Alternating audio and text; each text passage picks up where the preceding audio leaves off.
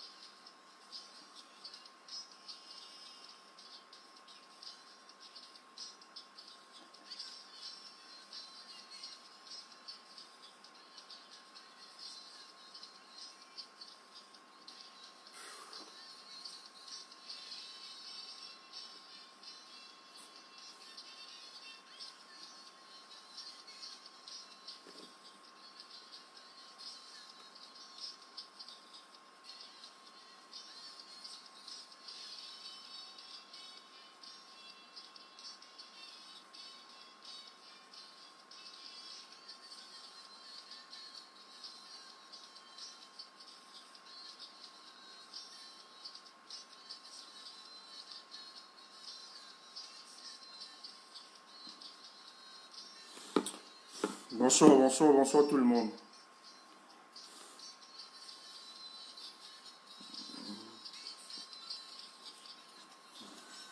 Salut.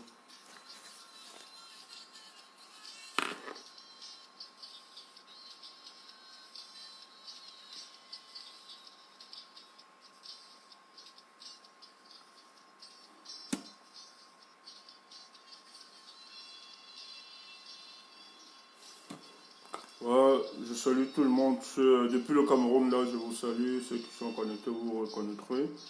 Voilà. Je salue tous mes voyous.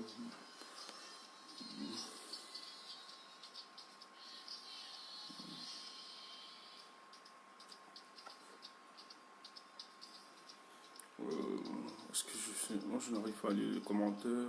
Attendez.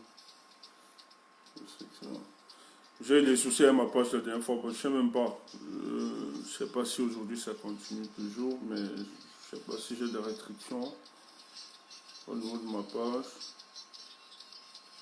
Tout à l'heure, même pour publier, pour lancer la conférence, je suis passé par d'autres procédés. Donc j'ai pris une conférence professionnelle pour lancer ce direct. Donc, je pense que là aussi, je suis déjà dans la liste noire.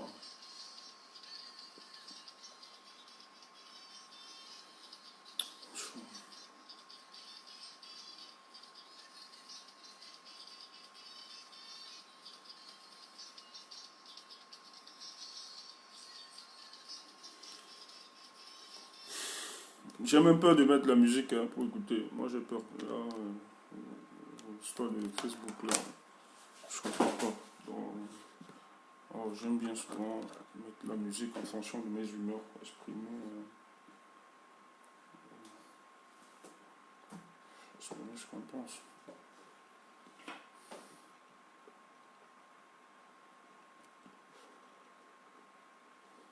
J'espère que...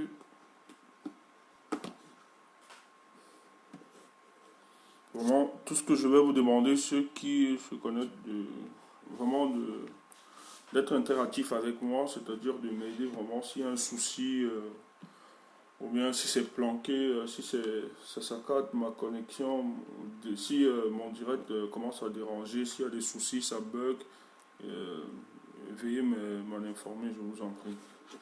La dernière fois, ça dérangeait beaucoup, c'est vrai, je ne lisais pas, les gens me rappelaient, mais je ne lisais pas trop les commentaires.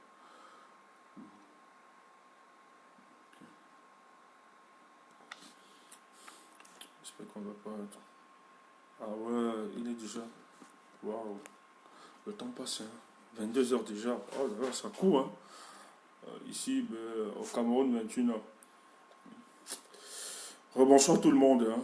Ouais, ben, comme prévu, c'est vrai, j'ai décidé de faire un direct aujourd'hui. C'est vrai, j'ai pas donné de l'heure. Bon, en fonction de mon programme, je ne voulais pas donner une heure et ne pas honorer, mais voilà. Donc, je ne voulais pas donner une heure et ne pas honorer. Donc, je pense que là, je suis disponible. Ok. Bon, déjà, à mon propos, je tiens à saluer. Vous savez qu'au-delà de notre combat sur le plan national, nous, on est aussi impliqués sur le combat continental. Et ce qui nous rassure notre cohérence, hein, parce que nous estimons qu'aujourd'hui, le malheur, c'est la faiblesse de notre État aussi est consécutif, un manque de solidarité, un manque de convergence sur le plan politique de nos actions pour libérer nos pays. Parce qu'aujourd'hui, avec la réalité des forces en présence, hein, des grands ensembles, il est important que l'Afrique se constitue aussi en grand ensemble. Mais il y a vraiment des difficultés pour empêcher l'Afrique de se constituer en véritable grand ensemble. Donc vous aviez l'Europe pour concurrencer le dollar des États-Unis, se sont dit finalement il faut se ranger en grand ensemble. Vous voyez aujourd'hui la Russie qui était un État-continent, la Chine État-continent, l'Inde, etc.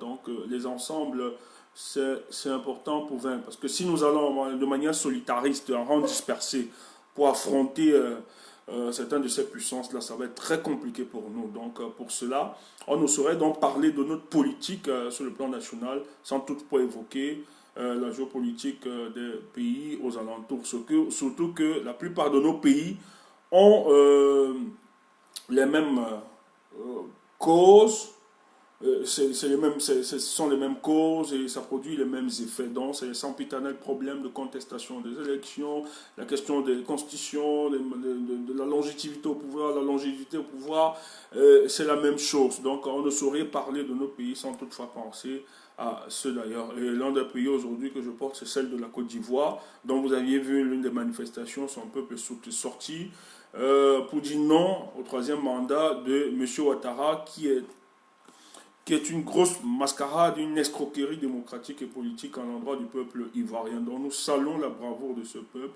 et nous disons merci pour leur détermination. Et ce que nous devons retenir, Ouattara sait très bien que c'est un gros banditisme qu'il a organisé, une escroquerie, et il sait très bien qu'il s'entête à ne pas respecter les règles du jeu, parce que derrière, sur le plan international, surtout qu'il a une externalité qui le soutient et le protège beaucoup, qu'est la France. Parce que finalement, ce bras séculier, ça va être le cheval de Troie de la France pour imposer cette version corrigée du franc CFA, qu'est l'ECO. Et vous savez très bien comment Ouattara est l'un des disciples de cette monnaie qui impose à toute la sous-région d'accepter cela, au vu de même piétiner les accords qui les engagent dans tous les États de l'UMOA et de la CEDEAO constitués pour lancer ce projet monétaire. Mais la France donc, a pour intérêt de l'imposer parce que finalement c'est Ouattara qui va aider la France à pouvoir garder son contrôle, son hégémonie au niveau de la sous-région. Donc pour cela, Macron peut être silencieux. Vous aviez vu que jusqu'au jour d'aujourd'hui, après l'annonce de la candidature de Ouattara, Macron, qui s'est précipité vendre les valeurs de démocratie de Ouattara, qui estimait qu'il devait laisser le pouvoir à une jeune génération. On a vu de remarquer le tweet de Macron qui le félicitait. Mais depuis, nous nous posons la question, le silence complice de Macron face à l'attitude de Ouattara, en attendant au moins son commentaire, mais il ne le sait, il ne le fait pas. Vous comprenez tranquillement que c'est un banditisme politique qui s'organise pour le cas de la Côte d'Ivoire. Donc finalement, ça continue de nous interpeller, nous peuples. Nous devons savoir que nous ne devons pas verser dans le fatalisme, donc comprendre que les jeux sont pipés ou bien que les systèmes sont la conception établie des dieux et personne ne peut les déboulonner ou bien l'écraser, le renverser. Non, il faut comprendre que les systèmes sont l'émanation des hommes et par conséquent peuvent être aussi déstabilisés et renversés par les mêmes hommes. Donc il s'agit juste déjà d'une compréhension de la situation sociopolitique dans nos pays, comprendre les rouages et les méandres de la France-Afrique et donner une bonne dose d'éducation et de conscientisation de nos peuples, des masses, pour que finalement ils affrontent non seulement les supplétifs, mais aussi le concepteur de tout ce système, de ce mécanisme machiavélique contre les intérêts du peuple, des peuples africains. Donc, c'est vrai pour le cas de la Côte d'Ivoire, c'est aussi vrai pour le cas de mon pays. Mais nous saluons la détermination de ce peuple, nous saluons son effort, sans toutefois avoir crainte. Et ces gens qui passent leur temps à se justifier que non, il faut laisser la politique, ne vous conseille pas, restez tranquille. Je tiens à vous rappeler que la politique intervient dans tous les secteurs de notre vie. C'est elle qui organise la société, c'est elle qui organise toutes nos vies. Donc, restez indifférent. Dire que non, il s'agit de la politique. Je tiens à vous rappeler que c'est la politique qui organise tout, qui pense tout. Donc, si vous avez un mauvais leadership, quelle qu'en soit l'ambition, quels qu'en soient les projets que vous auriez pour votre pays, pour vous-même, tant qu'il n'y a pas une certaine... comment je vais dire un certain assainissement de l'environnement politique, vous ne pouvez pas émerger, vous ne pouvez pas avancer. Ça, c'est une réalité. Donc, on a besoin à la tête de nos États, des hommes qui pensent Afrique, des hommes qui pensent nation, des hommes qui se projettent au-delà de nos nations, qui ont même une conception géopolitique, géostratégique au-delà de nos frontières. Donc, qui pensent à l'international, comment redorer le cap de notre pays. Tant qu'on ne l'a pas, ça ne peut pas marcher. On sera des sous-hommes, on ne sera pas respecté. On peut parler de nous, que vous ayez dans n'importe quel pays, vous seriez toujours vu comme un sous-homme, quelqu'un qui n'a pas droit à la place dans certains milieux parce que justement on sait comment ça se comporte dans vos pays. Vous n'aviez même pas, on sait que vous êtes ceux qui n'arrivaient pas à parler, à vous exprimer dans vos pays. Lorsque vous voulez parler, on vous écrase, vous ne pouvez pas vous opposer, vous ne pouvez pas donner votre avis sur les questions politiques, vous ne pouvez même pas imposer, faire le choix de ceux qui vont gérer votre pays. Donc c'est déplorable de le penser ici, de dire que non, on n'allait pas mourir. Non, chaque génération, les pays que la plupart nous saluons aujourd'hui sont des pays à un moment de l'histoire. Les enfants de ce pays se sont donnés à cœurs ouverts, à bras ouverts, se sont donnés pour libérer leur pays. C'est pour ça qu'aujourd'hui, ils peuvent jouir des acquis de ce pays parce que ça a été un travail à fond. Donc, il y a des hommes qui sont tombés, qui sont morts. C'est le processus de notre vie sur Terre. Donc, il n'y a pas à justifier notre vie que de vivre de manière lamentable, de manière triste, de manière aussi abjecte. Je dis, il est important pour nous de nous donner pour qu'on libère finalement, même si ça doit plaire à certaines générations, au moins l'histoire aura retenu qu'à l'époque, il y a eu des hommes qui se sont organisés, des hommes qui sont constitués pour libérer nos pays. Et c'est ce que la Côte d'Ivoire est en train de faire. Nous saluons la bravoure, nous saluons le courage, nous saluons l'élite politique, l'opposition, qui se range aujourd'hui comme un salon parce qu'ils ont identifié ensemble quel est le problème de la Côte d'Ivoire. Il faut vite siffler la fin de la récréation. Donc ces exemples doivent nous servir d'exemple pour le cas de nos pays. Mais malheureusement, je tiens à vous rappeler que pour le cas du Cameroun, nous n'avons véritablement pas une opposition. Tous sont suspendus aux réclamations stomacales. Tous utilisent la politique ou bien la contestation politique comme moyen d'accéder à un poste de nomination ou bien à une plateforme financière. Voilà donc les objectifs. Maintenant, quand vous aviez la chance d'identifier un seul homme qui pense peu, qui réfléchit peu, qui parle peu, qui dort peu, nous avons donc l'obligation de le soutenir. Nous avons l'obligation de lui apporter tout notre soutien sans avoir à trembler ou à paniquer et de ne pas écouter les ragots, les commentaires des quartiers, des bars, etc. qui vont nous empêcher d'apporter tout notre soutien à cet homme. Il est pour nous la prunelle de nos yeux. Nous devons le protéger, nous devons le garder, parce que pour nous, il a une mission purement messianique pour la libération de notre pays, le cas du Cameroun. Tel n'est pas mon sujet d'aujourd'hui. Mon sujet va s'attarder sur la question même.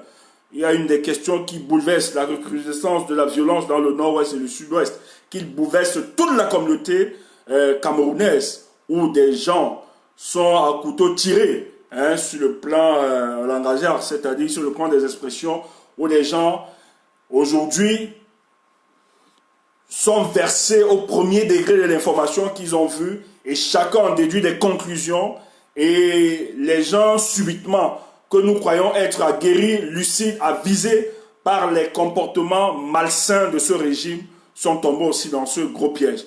Mais comme je vous l'ai dit, nous avons pour mission d'évacuer tout ce qui est manipulation, d'évacuer tout ce qui est intoxication des informations. Nous avons donc cette mission de restaurer la vérité et d'expliquer au peuple camerounais de quoi est-ce qu'il en est question. Et aujourd'hui, il s'agit pour nous de parler de la situation dans le nord-ouest et le sud-ouest, la recrudescence de la violence, la criminalisation et les meurtres qui sont organisés de part et autres dans des coins de ces zones. Mais pour la maîtrise et la compréhension, nous sommes donc obligés de faire une analyse profonde.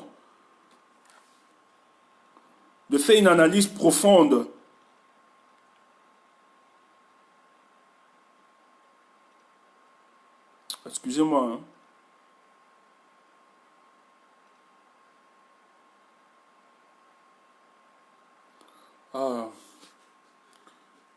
Je pense j'ai un problème un peu, j'ai un problème de restriction, je vous jure. J'ai un problème de restriction avec... je suis passé par...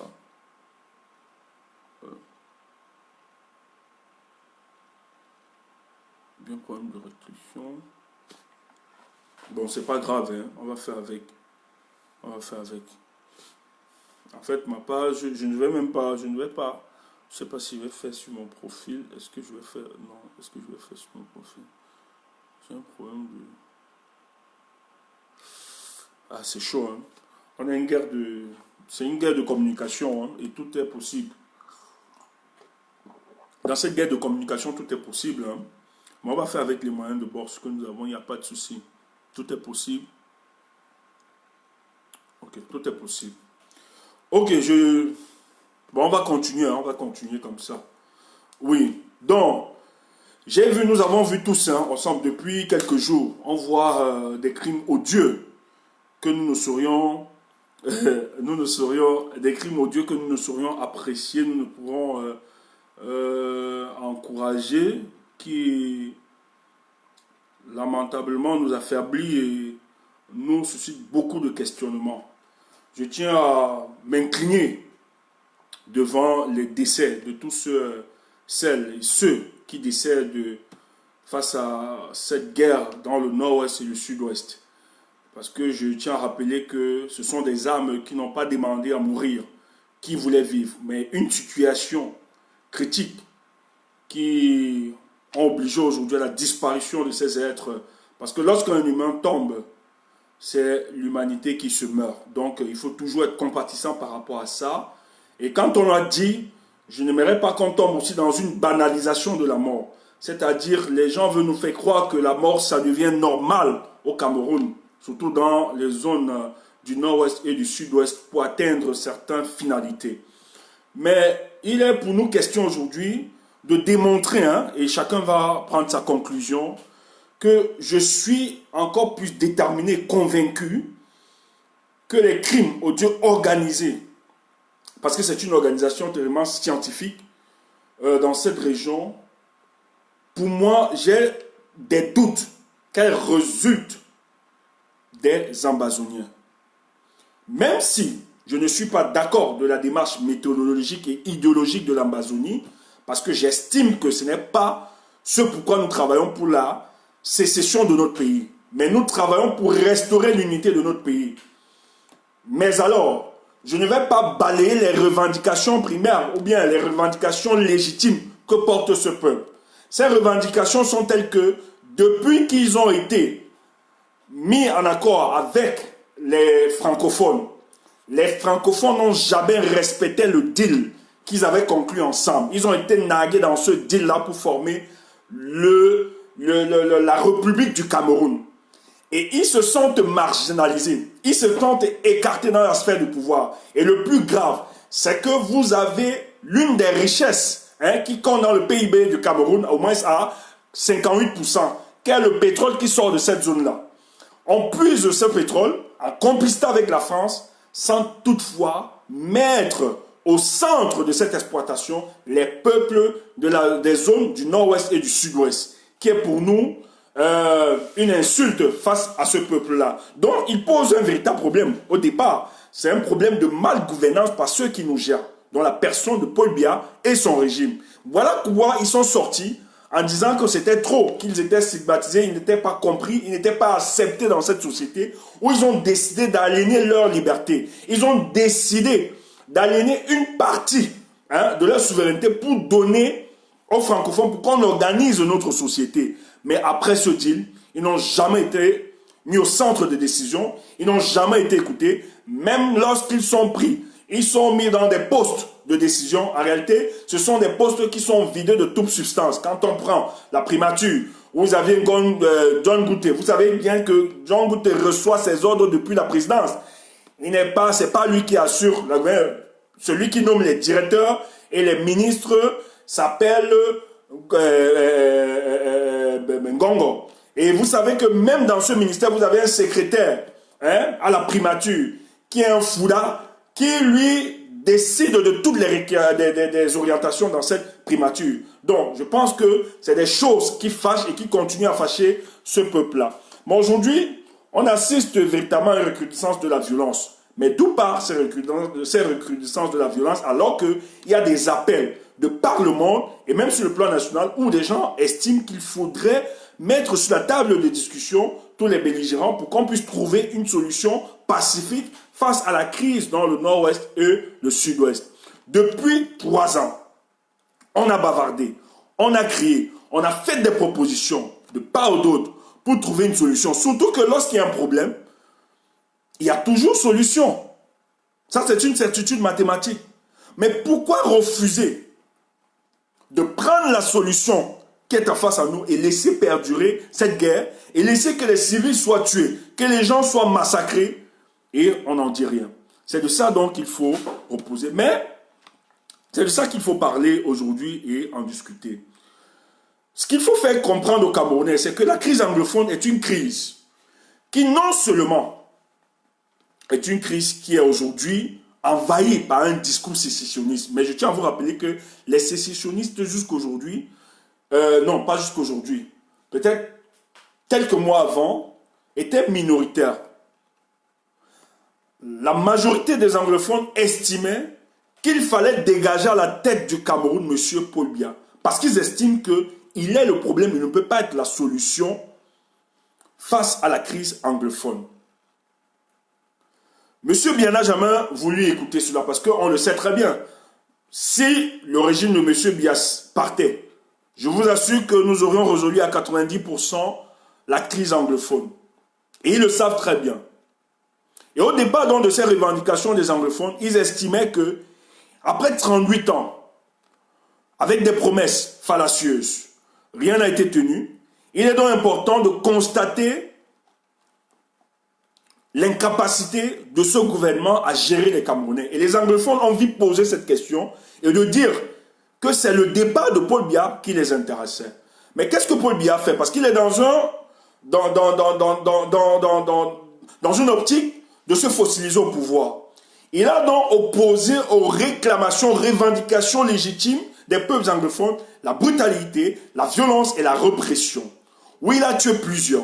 Et dans une légitime défense, les anglophones se sont levés, se sont dit, mais non, nous n'allons pas continuer à accepter que nos filles soient violées, nos mamans soient violées, nos enfants soient tués, nos parents soient tués, nos maisons calcinées, et on ne dit rien.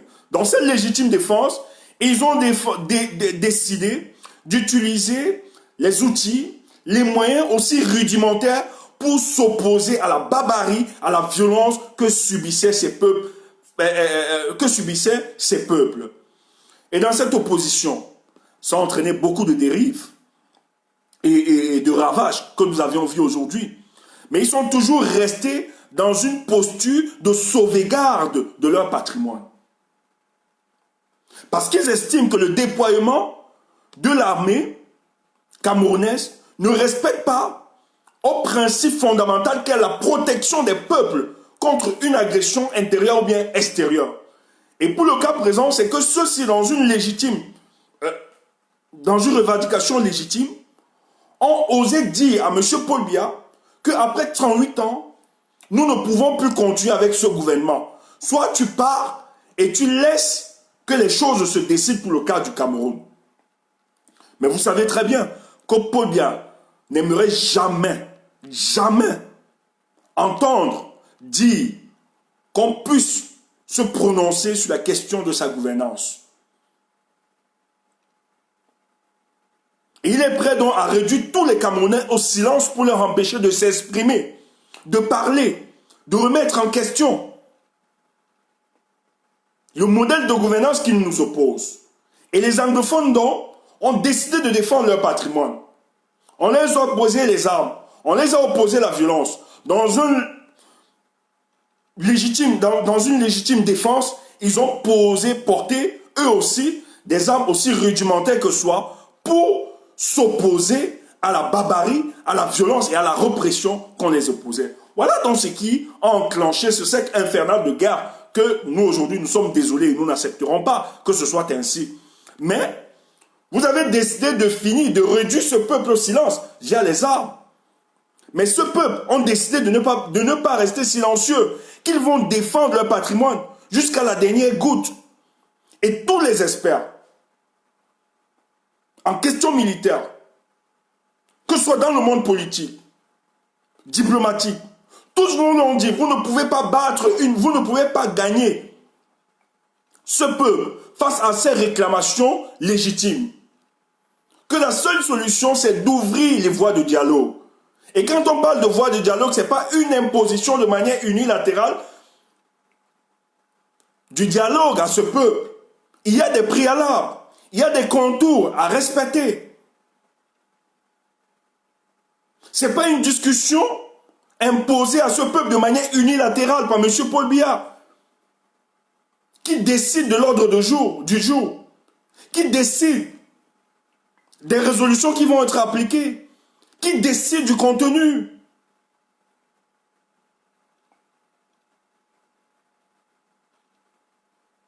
Donc il trouve injuste. Ces histoires de dialogue n'ont jamais pu répondre, ça n'a pas répondu aux réclamations légitimes de ce peuple. C'est pour ça qu'ils ne peuvent pas rester tranquilles. Et ils ont décidé donc de défendre leur patrimoine. C'est de ça qu'il est question. Quand on l'a dit, il ne s'agit pas pour nous d'être d'accord avec la méthodologie et l'idéologie de l'Amazonie. Mais c'est de dire exactement le ressenti de ce peuple, le ressenti de ceux de cette zone-là. Est-ce qu'ils n'ont pas été dupés depuis les accords que l'ont imposé le président prédécesseur? Ils ne se sont jamais sentis au Cameroun. Il y a une injustice visible dans tous les secteurs, dans tous les domaines. N'ont-ils pas le droit de s'élever? N'ont-ils pas le droit de parler, de réclamer, de dire non, c'est de trop? N'ont-ils pas le droit de dire que M. Biya a entretenu, pendant 38 ans, le dénigrement des anglophones, la stigmatisation du peuple anglophone? Quand ils le disent, est-ce qu'ils n'ont pas raison quand ils le disent? Mais à un moment, voilà où on se retrouve aujourd'hui. Il y a une guerre au Cameroun. Une guerre qui concerne M. Biya, son régime, contre un peuple. Ce n'est pas une guerre du peuple camerounais. Le peuple camerounais ne se retrouve pas dans cette guerre. Vous engagez l'armée camerounaise qui est payée par l'argent du contribuable pour protéger les Camerounais des agressions intérieures et extérieures.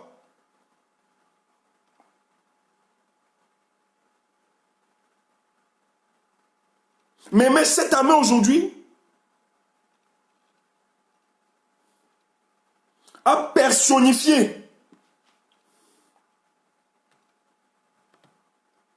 ses prérogatives à la personne de M. Paul Biya. Il faut le sauver. Il faut le maintenir au pouvoir.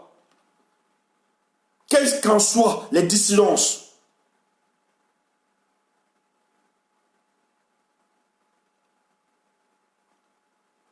Quelles qu'en soient les voix qui montent de partout, de dire que M. Biya, vous n'aviez pas raison après 38 ans. On ne peut pas continuer avec un tel état.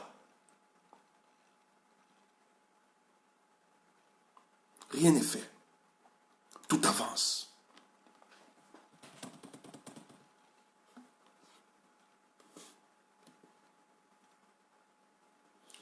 Depuis 3 ans, le régime de M. Biya, ils savent qu'est-ce qu'il faut faire pour sortir de cette guerre. Ce n'est pas une solution magique. Ils le savent très bien. Mais vous savez, ce régime n'accepte pas et n'accepteront jamais parce qu'ils savent que le jour où il faut appliquer le ressenti, les vérités, les réclamations profondes du peuple camerounais, ils seront fragilisés. Et le régime de M. Biya sera fragilisé. Il ne l'entend pas ainsi. C'est pour ça qu'il veut se maintenir. Par toutes les voies à la tête du Cameroun. Même s'il faut mettre plus de 27 millions de Camerounais 2 mètres sur terre, il va le faire. En complicité avec la France. Toujours la France. J'ai été choqué et déçu. J'ai vu, c'est triste de voir de telles vidéos circuler sur la toile. Mais on va vous expliquer cette technique.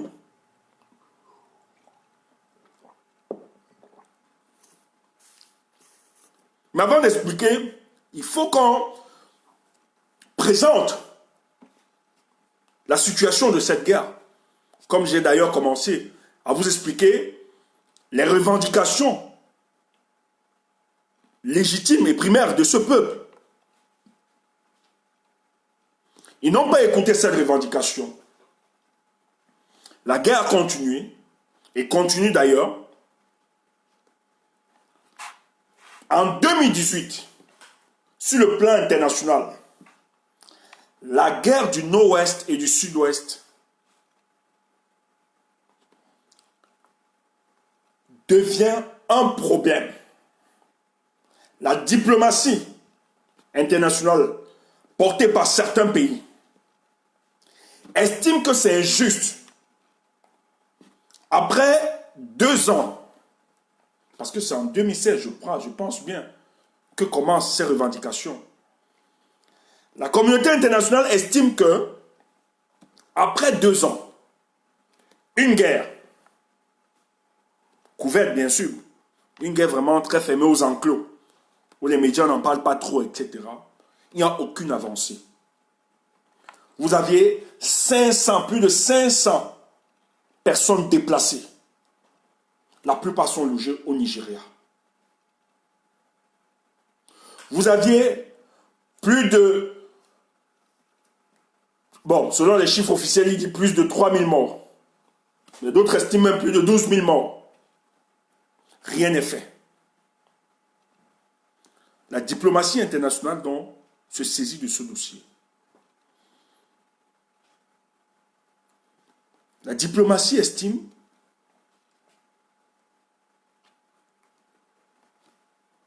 après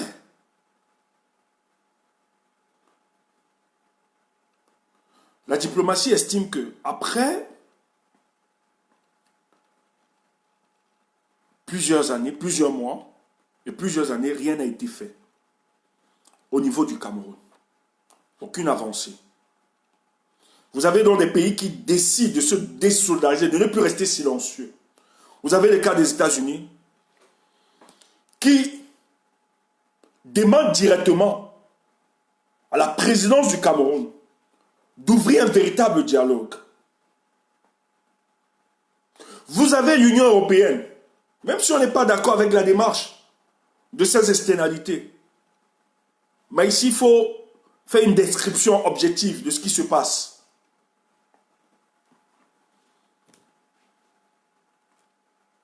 Et de plus en plus, l'étau se resserre autour du régime de Yaoundé.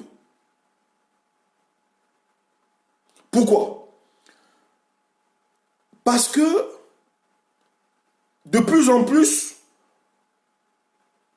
les Camerounais ont eu le courage de présenter à la face du monde les atrocités que font la milice, il faut les appeler comme ça, de M. Biya dans cette zone-là. Vous avez vu avec le massacre de Gambou, vous avez vu les implications, les bavures de notre armée. Vous avez vu les rapports de plusieurs organisations, tant nationales, continentales, internationales, exposer les abus de ce régime.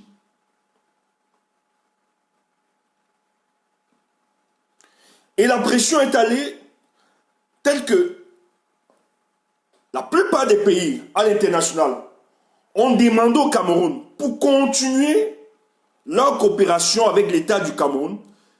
Il était nécessaire et juste pour le régime de Yaoundé d'engager de véritables discussions pour la cessation de la guerre dans le nord-ouest et le sud-ouest. Monsieur Biya était embarrassé avec son régime. Qu'est-ce qu'ils font? Par ses conseillers français, ils nous imposent un dialogue qui était en réalité un monologue de M. Biya, dans le but de tromper la communauté nationale et aussi la communauté internationale, qui a des avancées sur le cas de la discussion ou bien la recherche des solutions dans les régions anglophones. Mais ça n'a pas payé.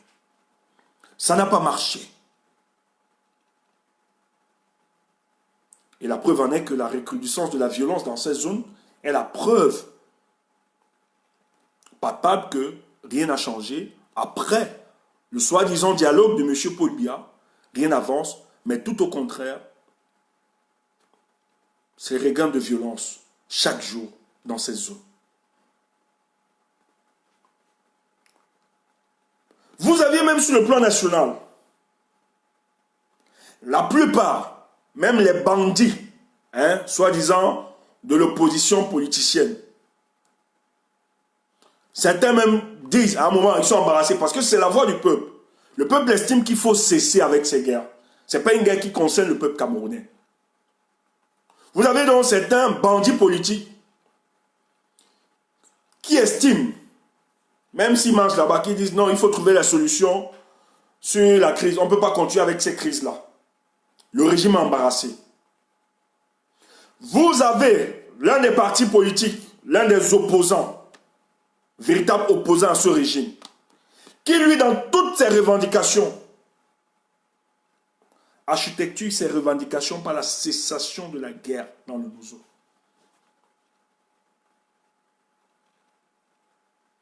Même les soutiens du régime en place, on a vu Paris.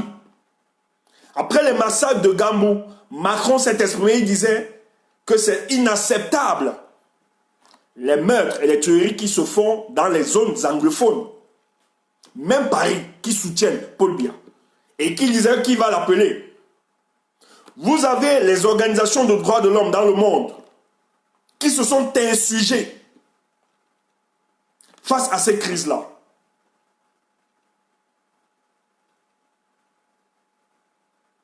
Tout le monde n'est plus d'accord.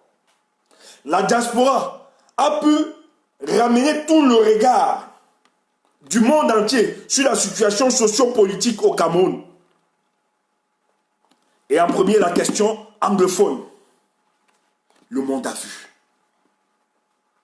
Ça met davantage en difficulté ce régime, où le taux se resserre autour d'eux. Aucune initiative, ils ne peuvent rien faire. Les investisseurs, parce que pour investir dans un pays, il y a d'abord le premier indicateur qu'on observe, la stabilité politique.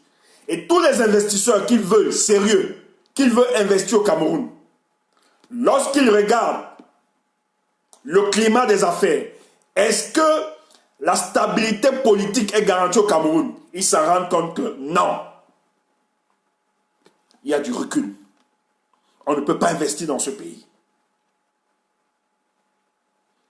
Sur le plan économique, c'est un problème. C'est un désastre. Les taux se resserrent. Vous avez la pression de tous les organismes, l'ONU, l'Union africaine, l'Union européenne, même la Russie, la Chine, tous. Il faut finir avec la question anglophone. Il faut trouver des solutions pour une véritable coopération. Qu'est-ce qu'ils font dernièrement? C'est pour ça que les gens qui pensent que c'était fantasmagorique, le fait de penser qu'il y avait un gré à gré qui se préparait à la tête du Cameroun, c'est une folie. Ils se disent, dans la continuité, parce qu'ils estiment que le dialogue qu'ils ont imposé était inclusif, c'était bien, et que les résolutions qui ont arrêtées, ils vont les mettre en application. C'est pour ça qu'il y a des réformes fallacieuses et pompeuses depuis un certain temps qui balancent là, alors que ça ne va jamais solutionner la question anglophone. Alors, il y a dans l'Assemblée, le Congrès, qui se réunit en Congrès, que ce soit le Sénat et les députés. Et nous avons dans l'information qu'il y a un gragui qui risque de passer, en fait, une modification de la Constitution. Et dans la foulée, il est question de toucher la Constitution et mettre la présidence de la République. Mais je tiens à vous rappeler que nos informations nous disent que la présidence de la République n'était qu'une volonté d'imposer à la vice-présidence un anglophone qui, lui, prendra ses ordres de la présidence de la République. C'est pour ça que quand tu expliquais que sur la proposition de la vice-présidente au Cameroun, il faut qu'elle soit élective. La vice-présidence au Cameroun doit être élective, non? Nominatif, ce n'est pas Paul Biya qui doit nommer.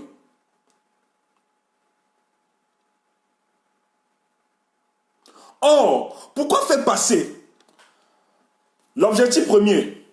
Faire passer le projet de la Constitution, c'était permettre à la vice-présidence, parce que aujourd'hui, nous sommes encore plus convaincus. Ceux qui étaient sceptiques, je pense que vous êtes encore plus convaincus que Paul Biya a disparu. Il n'est plus de ce monde, ce n'est pas un débat. Ce qu'on vous fabrique là, c'est n'importe quoi. Il faut être clair. C'est les dossiers secrets. Peut-être un jour, nous aurions les écrits. Les vérités vont se dire. La France va sortir. Ils vont déclassifier ces dossiers. Ils ont ces services de renseignement, ils ont tout ça. Mais un jour, vous allez voir un reportage, soit sur TF1, Investia, etc. On va vous expliquer la supercherie qui s'est organisée en mars 2020 au Cameroun. Retenez ça. C'est ça. Parce que la politique en Afrique, c'est du banditisme. Ça n'a rien à voir avec vos histoires d'éthique. On peut fabriquer n'importe qui, faire le jeu, cette comédie, dans le but de permettre à ce régime de se refaire, de se fabriquer. Et c'est pour ça que vous deviez comprendre ce qui s'est passé dans le nord-ouest et le sud-ouest. C'est une autre fabrication, une autre reconversion de ce régime. Parce qu'ils étaient profonds.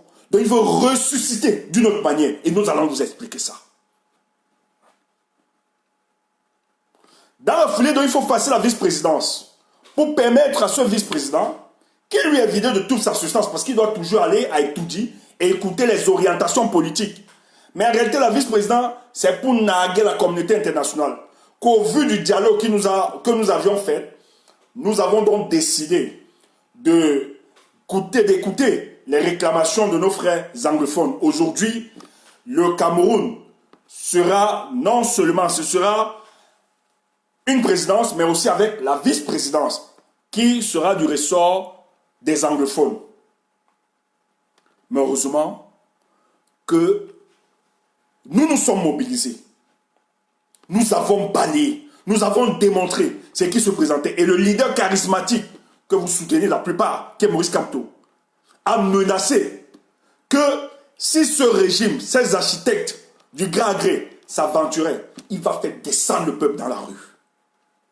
Et dans les notes de renseignement, ils se sont rendus compte que le peuple camerounais.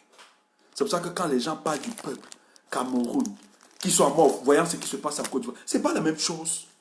Ce n'est pas le même contexte. Même si les causes peuvent se ressembler, même si c'est pareil. Mais écoutez, le peuple camerounais traverse une période de maturation politique incroyable. Donc lorsque le déclic va être sonné, vous allez voir, la réponse sera aussi différente. Nous accumulons chaque jour des frustrations incroyables. C'est pour ça que je vous demande à chacun de nous de nous armer de la vertu de la patience. Parce que le temps que nous traversons, c'est la maturation des masses pour la libération de notre pays. Donc ne faites pas des comparaisons. Bravo pour ce que le peuple ivoirien fait. C'est normal qu'il le fasse. Et à l'heure, c'est l'heure. On parle de ça depuis. Mais c'est aujourd'hui. Parce qu'ils ont le prétexte qui leur donne de sortir. Nous avons des prétextes. Mais nous là, il faut une maturation, une préparation incroyable pour la libération de ce pays. C'est pour ça qu'il faut comprendre ces choses. Donc le leader s'est opposé. Il leur a dit, oui, croyez même que c'est fantasmagorie ce que nous pensons, du gré à gré. Que nous prenons nos rêves pour des réalités. On s'en fout. Mais essayez, vous les artisans du gré à gré. Je vais verser les Camerounais dans la rue. Et les notes de renseignement étaient claires. Même la France savait qu'une telle aventure contre le peuple camerounais devait être un cataclysme pour ce régime. Ils ont reculé.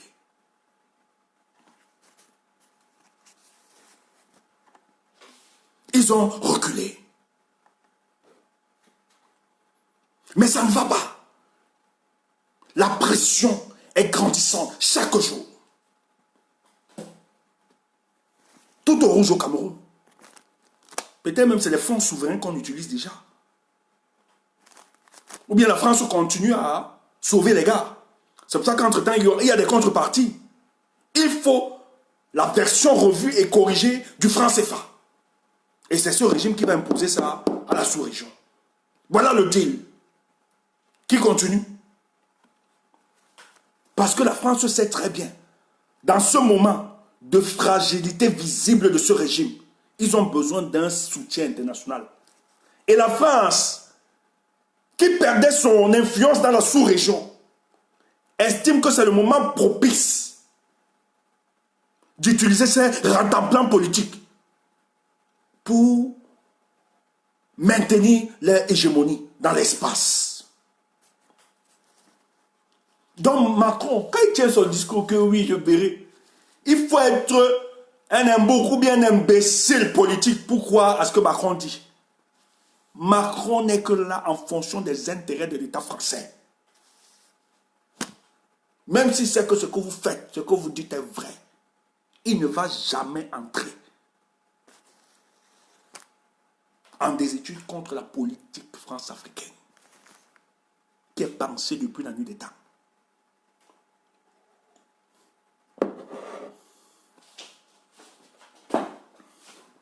Donc ils sont là pour ça. C'est un projet qui date de depuis. Et je vous ai toujours dit qu'à l'époque d'Hollande, Hollande a demandé à certains experts français, c'était parrainé par Indre Verdun, et Lionel Zinzou et le bandit ivoirien qui veut être président aussi là. Qui là? Bien c'est Thiam qui là. Les gars ont pondu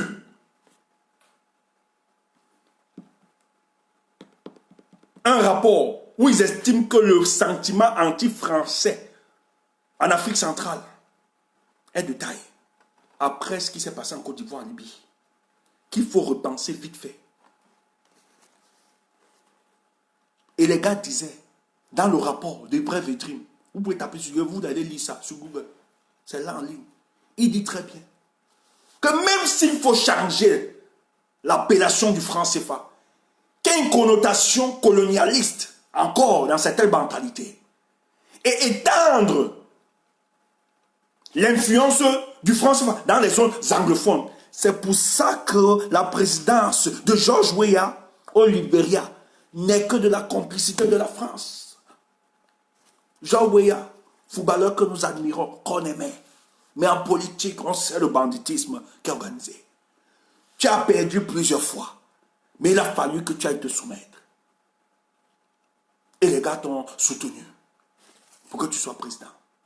Et dans ce rapport, ils disent d'ouvrir l'influence du franc CFA, même aux pays anglophones.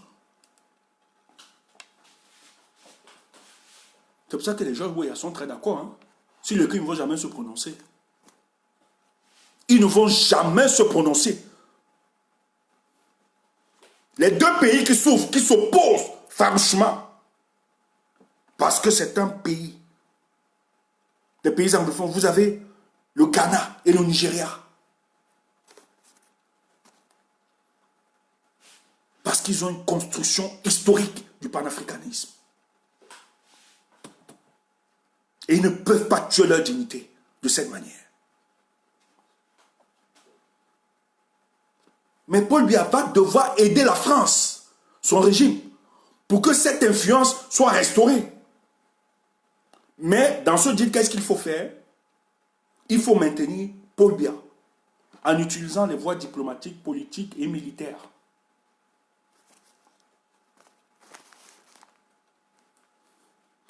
Lorsque dans le gré à gré est botté en touche, ça ne passe pas par la vigilance et la clairvoyance de l'homme politique Maurice Kamto. Parce que dans cette démarche-là, il est question de satisfaire la demande de la communauté internationale. Quand je parle de la communauté, il y a plusieurs pays. Parce que l'épée de Damoclès que pèse sur le régime de Paul Biya, c'est la crise anglophone. C'est le seul problème qu'ils ont pour eux. C'est qu'ils estiment. En fait, qui les embarrasse plus. Et le professeur Maurice Kamto, c'est pour ça que dans toute sa stratégie politique, lorsqu'il architecture ses revendications, il pose toujours la question anglophone. Même sur le plan international, c'est ça qu'il a imposé. Pour que les Américains l'écoutent pour discuter. C'est pour ça que la plupart des ambassadeurs ne l'aiment pas trop. Certains leaders, hein? Pas tous. Certains leaders ne sont pas trop d'accord avec Kamto. Parce que Kamto, pour eux, ils estiment que Kamto a court-circuité leur option d'avoir leur état d'Ambazonie. Or, la position des États-Unis n'est pas d'avoir l'Ambazonie. Ils estiment qu'il faut aller vers des réformes institutionnelles pour permettre à ce pays de décoller. Et ils savent très bien que le régime de Yaoundé, c'est un régime, c'est un modèle de gouvernance qui est c'est une hyper-centralisation du pouvoir, dont ils ne pourront jamais céder, même d'un iota. Paul Biya n'accepte pas, c'est un substitut de Dieu sur terre. Il ne partage son pouvoir avec personne. Quiconque osait balader les raisons de saluer dans l'obscurité sacrée de la politique Paul Biya, on te liquide. Et les Américains le savent. Parce que les mêmes Américains lui disent, avant l'élection 2018, via l'ancien ambassadeur, nous estimons qu'il est l'heure, après vous, que vous puissiez donner aux Camerounais cette paix. Organiser une élection libre et transparente et laisser le choix du peuple se faire. Paul Biya a dit oui aux Américains. Mais comme c'est un autre Ponce Pilate, il allait se maintenir au pouvoir. Les Américains n'accepteront jamais cette supercherie. Ils savent très bien. Et la cause anglophone ne portait pas. Parce que ceux qui présentaient la cause anglophone étaient déjà dans une logique de succession. Et ça part, c'est en déphasage avec l'orientation politique des Américains. Et les Américains étaient enivrés parce que même chez les francophones, on ne regardait pas, on ne voyait pas le leader charismatique de l'opposition. Lorsqu'ils ont donc détecté Cap, ils se sont dit, parce qu'ils savent très bien, ils ont des gens, je ne vais même pas donner le nom de cette ONG, j'ai un ami qui avait travaillé pour ça, qui faisait des sondages sur le terrain. Ils savent très bien que le problème des anglophones, c'est voir le départ de M. Paul Biya.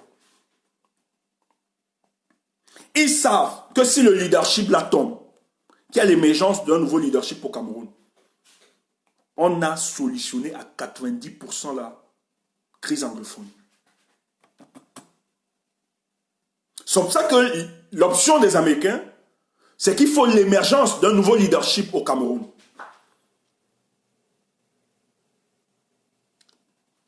Certains architectes et théoriciens ambazoniens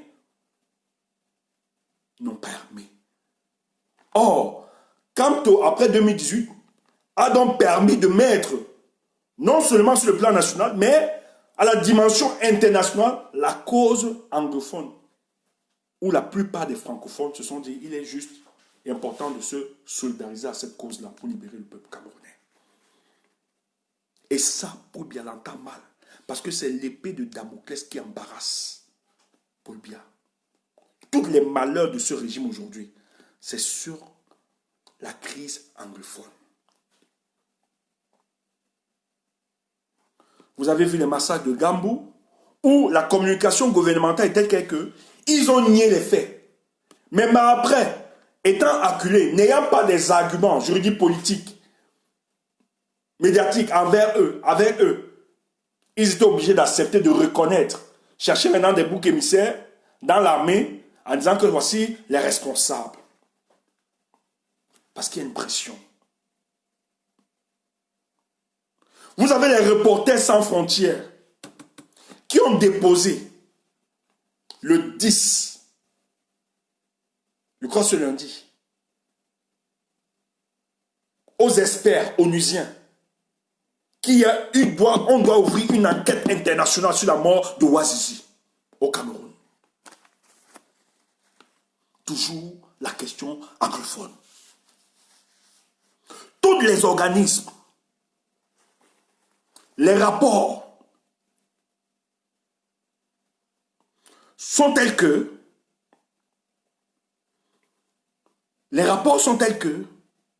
cette crise est entretenue par Yaoundé qui ne veut un seul instant écouter le peuple.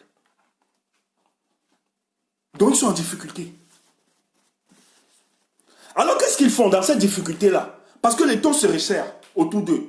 Mais dans la négociation de Paul Biya, c'est qu'il doit se rassurer d'être le maître du jeu. Parce qu'il sait très bien que s'il l'écoute, ou bien il tente d'ouvrir un dialogue, une discussion, où vous aurez les aspirations du peuple, son pouvoir risque d'être fragilisé. Et ça va être la démission de ce régime. Donc il faut court-circuiter tous les plans. Parce que l'option, c'est de tout faire, tout se battre, mais maintenir Paul Biya à la tête du Cameroun, soit son régime, non seulement le maintenir, mais se rassurer qu'il a toutes les manettes de la République. Donc il ne doit pas céder d'un seul iota. Il doit se rassurer qu'il sera toujours le substitut de Dieu auprès de ses compatriotes. Paul Biya ne veut rien aligner dans cela. Donc une discussion qui tentera d'aligner le pouvoir de M. Paul Biya ne peut pas prospérer au Cameroun. Qu'est-ce qu'ils font? Le 2 juillet 2020, Paul Biya envoie une délégation de la présidence de la République rencontrer 9 personnes des leaders de la crise anglophone, avec les Soussou, les Ayou Tabé, une discussion est ouverte. Parce qu'ils sont sous pression. Dans cette discussion, il faut ramener vite fait ces leaders à la raison pour qu'ils cessent et corrompent ces leaders et de cesser ces revendications et d'ouvrir finalement une piste de sortie à ces leaders. Donc, après l'échec de faire passer le gré à gré, qu'est-ce qu'on fait? Parce que c'est la question anglophone qui dérange. Il faut finalement se retourner vers les leaders emblématiques de la cause anglophone. Une rencontre est organisée le 2 juin 2020 avec 9 représentants et les émissaires de la présidence de la République. Au cours de cette discussion, Ayou Tabo pose des préalables parce qu'il connaît le comportement de ces gars. Parce qu'ils savent, même s'ils sont en prison, on a enfermé leur corps, mais on n'a pas enfermé leur esprit. Les gars savent très bien que le régime est fragile. Donc ils savent très bien, ils vont tout faire. Mais eux là, ces leaders qui sont emprisonnés, sont la plaque incontournable de ces négociations. On vient donc le rencontrer dans le but de corrompre ces gars et de leur imposer notre démarche. Mais le gars déjà préparé, connaissant la manigance et la tactique de ceux qui gèrent le pays, qu'est-ce qu'il dit? Il dit, je n'ai aucun problème pour la discussion. Mais ce que je vais poser, je pose mes conditions au préalable. La libération des prisonniers politiques. La libération des prisonniers. L'amnistie générale de tous les combattants au niveau de la diaspora. Et il chute en disant un dialogue inclusif. Or, ceux de Yaoundé estiment qu'il y a déjà eu dialogue. Quand le gars dit la libération des prisonniers, l'amnistie générale de ceux de la diaspora et un dialogue inclusif, il court-circuite le projet de Yaoundé. En fait, quand il demande d'amnistier la diaspora, parce que la plupart, ceux qui soutiennent véritablement la cause ambazonienne, ils sont ici. Ayou Tabo décide indirectement de mettre sur la table de discussion tous les figures emblématiques de la revendication anglophone.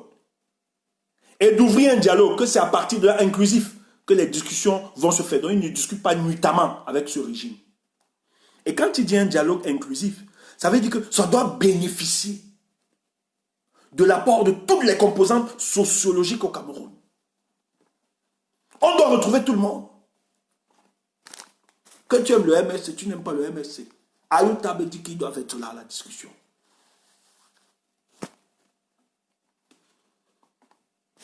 C'est trop grave. Un tel dialogue inclusif, une amnistie générale des combattants de la diaspora, libération de tous les prisonniers, c'est la démonstration parfaite que nous assistons à la fragilisation de ce régime. Les gars potent en touche l'option. C'est pour ça que le ministre de la Communication, un autre malhonnête, est venu pondre un communiqué qui n'a aucune rencontre qui a été faite. Or, toutes les chancelleries sont au courant de cette rencontre.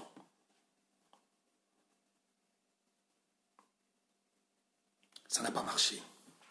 L'étau se resserre davantage. Les chancelleries qui suivent de très près, l'ONU qui suit de très près cette situation, tous estimaient que c'était une autre chance de cette ouverture. Rien ne marche. Qu'est-ce qu'il faut faire? Et surtout que la France, il faut comprendre le rôle de la France. La France ne voudra jamais, et ça a toujours été, l'histoire nous renseigne. Parce que ce que vous voyez là, les richesses pétrolifères que vous aviez dans le sud-ouest là, c'est la propriété exclusive, non seulement de Paul Biya, mais avec ses amis français. Total, dont les gars décident de notre pétrole là-bas. Une gestion catastrophique, obscure, des fonds du pétrole. Personne ne doit parler. Donc la France n'a pas intérêt que les gars là trouvent leur autonomie.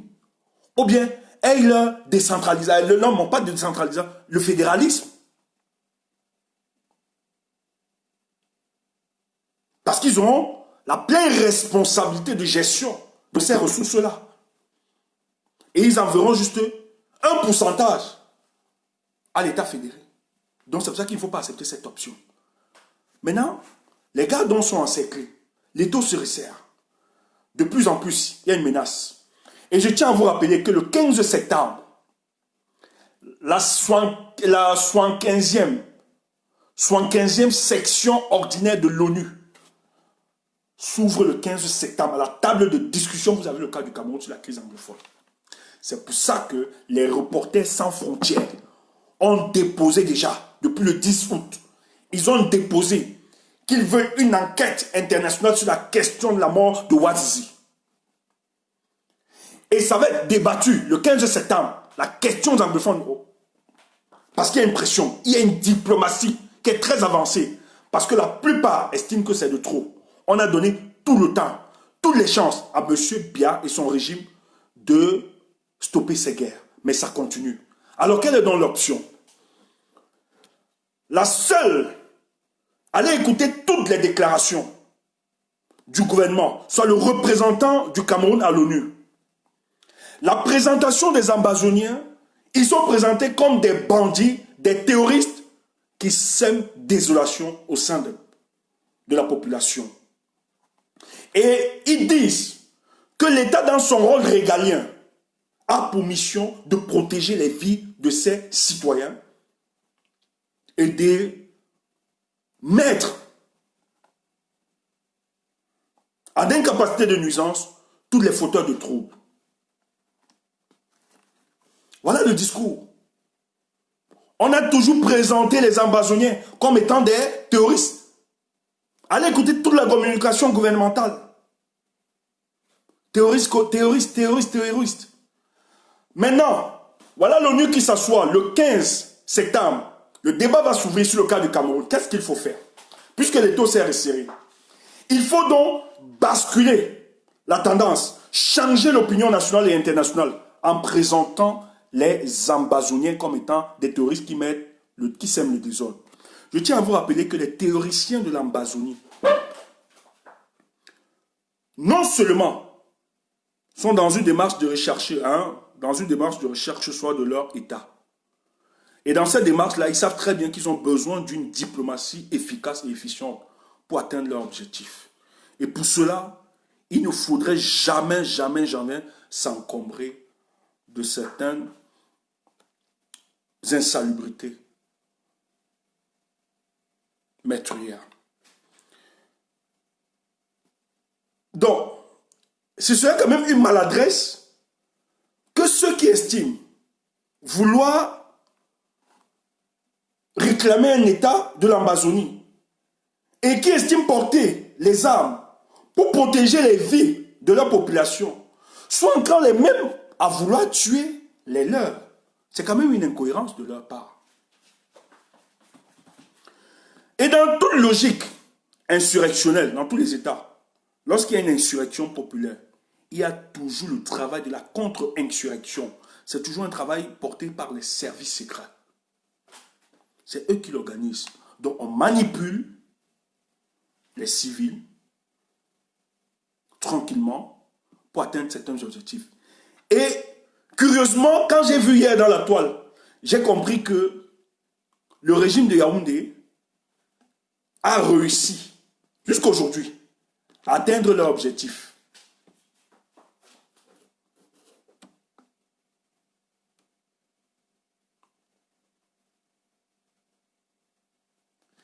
Qu'est-ce qui se passe?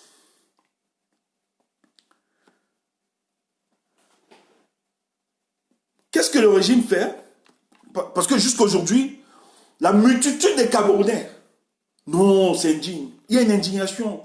Oh non, les ambazoniens. Même ceux qui saluaient leur combat. Non, ils ont exagéré. Comment tuer une pauvre dame?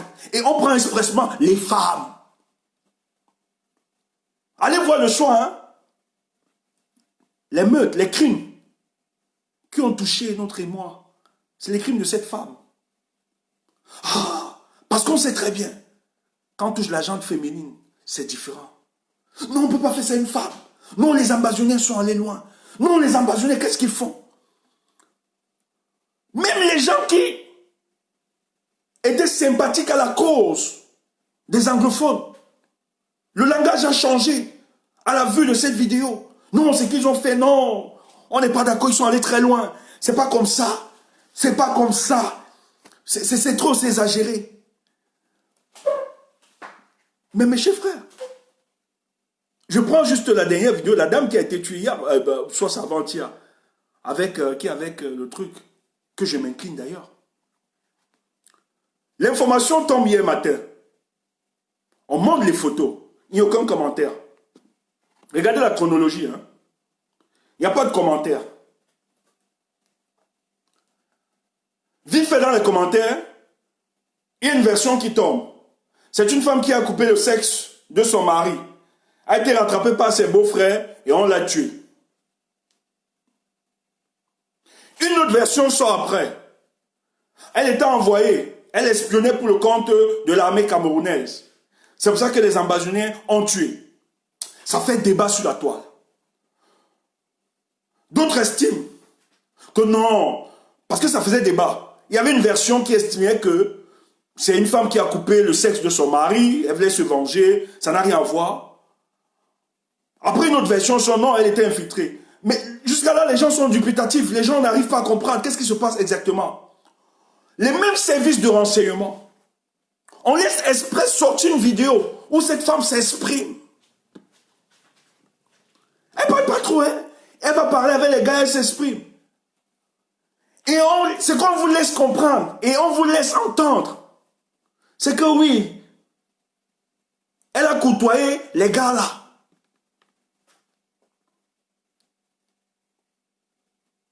Qui ont voulu l'utiliser. Et les gars l'ont tué parce qu'ils estiment qu'elle était envoyée dans le but de récolter certaines informations. Voilà comment les gars tuent. Donc on vous laisse encore, donc vous envoyez une certaine information. Pour vous faire comprendre, vous qui doutez encore que ce ne sont pas les ambazoniens. On fait une petite partie là, on vous donne expressement, on fait sortir. Parce que si vous voulez encore, ils vont encore faire sortir d'autres. Et les gens maintenant, ceux qui étaient encore sceptiques et dubitatifs, oh, les ambazoniens, qu'est-ce qu'ils ont fait? Oh là là, c'est pas, ça ne se justifie pas. Allez écouter tous les médias. Voilà comment les services du renseignement ont retourné la situation. L'opération, c'est quoi?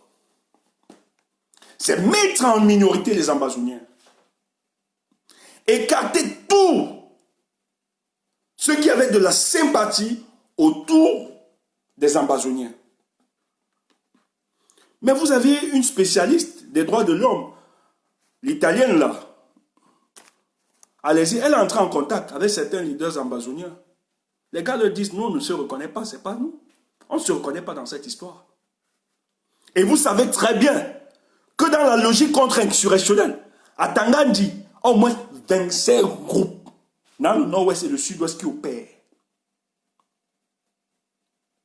pour ternir l'image de la cause anglophone. En présentant les revendications anglophones comme des revendications terroristes. Et voilà donc ce qu'ils ont poussé hier. Donc, le travail qu'ils ont réussi cette semaine, parce que le dialogue a échoué avec les Ayoub Tabé, maintenant il faut contrôler la situation. Ils ont l'expertise de la France. Il faut manipuler l'information. Et tiens, vous rappelez, vous qui estimez, Paul Biya ne vous regarde pas comme un être humain pour vous regarder normalement. Paul Biya vous regarde, son régime, comme le diable regarde les humains. Ils ont sorti de leur cœur tout sentiment humaniste. Il n'y a plus d'humanité en eux. Donc c'est rien. Ce type est capable de décimer son régime. Ils sont capables de décimer tous les Camerounais pour se maintenir à la tête du Cameroun. Donc, ceux qui estiment qu'ils ont encore du sens, du bon sens en eux, ou bien de l'humanité, ils ne peuvent pas s'attaquer. Mais vous trompez. La politique, la conception politique dans nos contrées, c'est autre chose, mes frères. On ne respecte pas les règles éthiques, morales, etc. Lorsqu'on veut atteindre ce monsieur, dans la logique de la confiscation, la confiscation, le maintien à la tête du Cameroun, a liquidé sa femme, Irène Bia, qui lui disait, dans les années 90, chérie, je pense qu'on doit écouter le peuple. Elle a été liquidée. Le gars a organisé. Il allait, il attendait, regardait sa montre. Au Sénégal, à Dakar. Ils étaient à la conférence de l'organisation.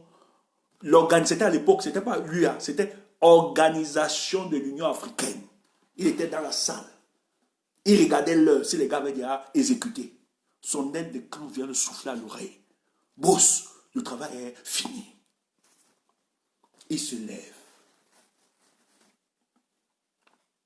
Mes compères, quand je me déplaçais, j'ai laissé ma femme souffrante. On m'annonce qu'elle vient de mourir. Les présidents ne sont pas venus. Il y a juste les deux autres bandits. Que vraiment leur âme soit troublée là où ils se trouvent. Niasimbe et Adema et Mobutu qui se sont déplacés pour les obsèques. La plupart des présidents savaient que c'était une élimination. Donc, c'était une élimination ordonnée par Paul Biya. Parce que madame devenait embarrassante. Donc, si ce type est capable d'éliminer ses proches, vous croyez que les petits Camerounais là, vous comptez pourquoi? Son régime là, vous croyez que vous les petits Camerounais là, vous comptez sur quoi? Donc les services secrets sont entrés en ressources. Il faut changer la situation et le débat sur la toile. Non, les ambazoniens, ils ne sont pas. Les ambazoniens savent très bien, en posant un tel acte, même si c'était vrai qu'elle coopérait, ils ne sortent pas l'image. On me dit que non, en sortant l'image, c'est pour donner le temps à d'autres. Non, ils savent très bien. Lorsqu'il y a une révolution, il y a toujours des infiltrés.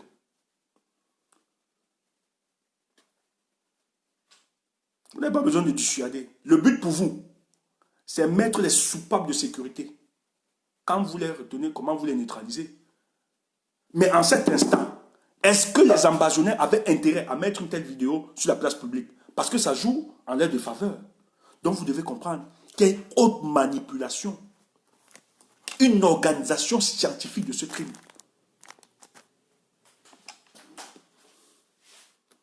Le but, c'est de présenter devant le Conseil, à l'Assemblée nationale de l'ONU, de démontrer que, mais vous parlez des gens, vous parlez de la cessation dans cette guerre, mais dans nos pays, dans notre pays, vous avez une bande de terroristes qui disent revendiquer la crise anglophone. Mais il en est moins. Ces gars sèment meurtre et désolation au sein de notre population. Et l'État, dans sa fonction régalienne, doit rétablir l'ordre. Pour que la communauté internationale, la plupart, ferme les yeux. Voilà comment les gens ont retourné la situation. Allez voir la chronologie. Ils sortent expressement. Quand vous avez la déduction, quand vous regardez cette vidéo, la déduction, dans votre tête, les ambazoniens sont Michel, c'est eux qui ont tué. Et c'est ça. Lorsque les gars sortent, c'est ça le but. C'est que vous devez criminaliser. Vous devez responsabiliser du crime les ambazoniens face à cet acte odieux. Et on sélectionne les femmes parce qu'on sait l'indignation que va avoir tant sur le plan national qu'international. Non seulement c'est se préserver contre la pression sur le plan international, mais l'objectif est de donner les moyens à l'État, une caution morale, un soutien républicain de tous les bords politiques, d'engager notre armée, d'utiliser non seulement les moyens de l'État du Cameroun, mais l'aide extérieure. Parce que bientôt, ce qui se passe, l'armée française, au nom de la restauration de l'ordre, va dire qu'ils vont apporter leur expertise. Parce que ce qui se passe, les gens sont très d'accord. J'ai vu des photos circuler. Moyouka, on est en train de rafler toutes les familles. Mais il a fallu un élément pour justifier cela. Aujourd'hui, ils vont utiliser des gros moyens. C'est une extermination qui se prépare. Vous allez entendre même dans le LBM, tout cela, ils se préparent. Une grosse extermination des peuples anglophones au nom de la restauration de la justice pour ces dames. Et la plupart des Camerounais seront très d'accord. Pourquoi? Parce qu'on a réussi à susciter l'émoi en vous. Voilà la manipulation des renseignements. Ceux qui mettent les têtes des morts, je suis désolé. Vous n'aimez pas la vérité? Vous allez supporter cette vérité.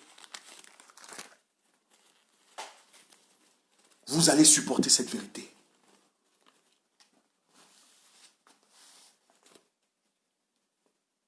Vous allez supporter cette vérité.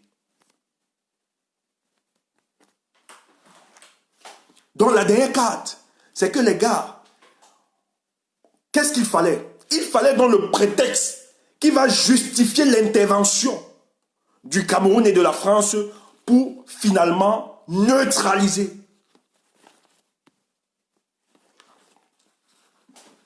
les résistants anglophones.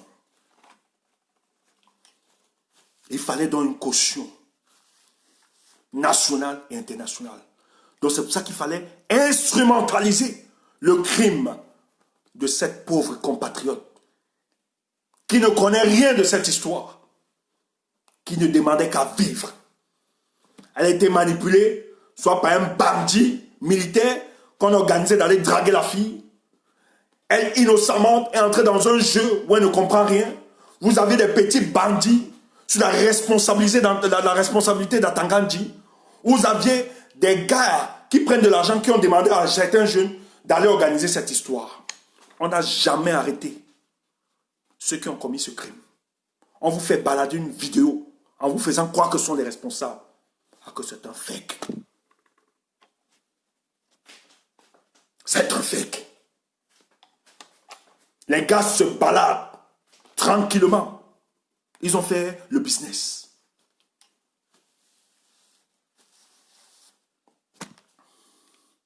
Et les gens sont tombés dans la grosse manipulation. En faisant croire que les Amazoniens sont en train de tuer leur propre camp.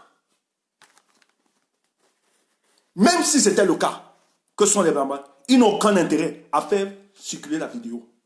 Parce qu'ils savent, les théoriciens de la logique amazonienne savent très bien que ça va jouer en leur défaveur. Donc ils ne peuvent même pas. Ils ne peuvent pas sortir cette vidéo.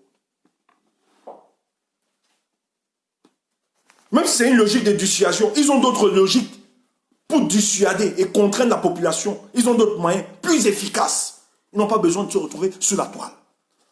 Donc c'est une œuvre savamment pensée, orchestrée par Yaoundé dans le but de susciter votre émoi pour donner donc la légitimité à l'armée de ratisser, de détruire, de tuer tous nos compatriotes dans le nord-ouest et le sud-ouest. Donc il y a une préparation du véritable génocide dans cette zone. Il y a une politique, on est en train d'encercler toute la zone. Allez voir Mouyouka, tout est encerclé. Donc c'est savamment pensé. Et c'est Paris. Paris qui a donné la stratégie. Et bientôt, l'aide de la logistique, tous, ils vont donner. Il faut neutraliser les gaz anglophones parce que la cause anglophone est la seule cause qui est une épée de Damoclès pour le régime de M. Biya. Ils savent très bien que c'est l'une des causes qui les embarrasse tant sur le plan national qu'international. Donc il faut finir avec. Qu'est-ce qu'il faut faire? L'optique, c'est de tuer tous les anglophones résistants. Mais il fallait le prétexte. On a d'abord tué une jeune fille. Ça, c'était une préparation psychologique. Ils ont ajouté, aujourd'hui tout le monde en parle. Aujourd'hui, on veut nous faire croire que la pleine responsabilité incombe aux ambazoniens. Voilà donc la manipulation des services secrets. Et beaucoup sont tombés dans ce piège. Beaucoup. Beaucoup sont tombés dans cette manipulation. Et vous avez vu, depuis quelques heures, Mouyouka est raflé. On justifie la violence de l'État par le crime de cette dame. Une compatriote qui n'a pas demandé à mourir. On s'incline devant sa mort. Mais les services secrets ont organisé ça pour justifier le génocide qui se prépare. On ne va pas permettre aucun journaliste, aucune organisation des droits de l'homme de faire entrer. Raison d'État. Voilà ce qui se passe au niveau du Cameroun.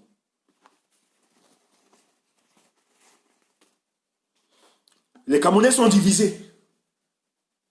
On réussit à diviser les Camerounais aux pattes mal écriées, qui ne comprennent pas, qui n'ont aucune lucidité de la compréhension de la démarche politique de ce régime. Ils vous ont trompé, ils continuent de vous tromper, mais vous continuez de croire que ce qu'ils veulent laisser nous fait croire n'est que vérité.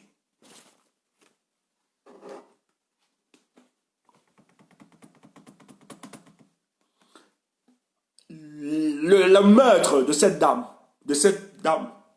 cette criminalité, quelques jours, ces assassinats, n'est qu'une logique bien pensée par les services secrets du Cameroun, qui après avoir reçu une échec cuisante d'un véritable dialogue avec les leaders, et qui savent très bien que le 15 septembre s'ouvre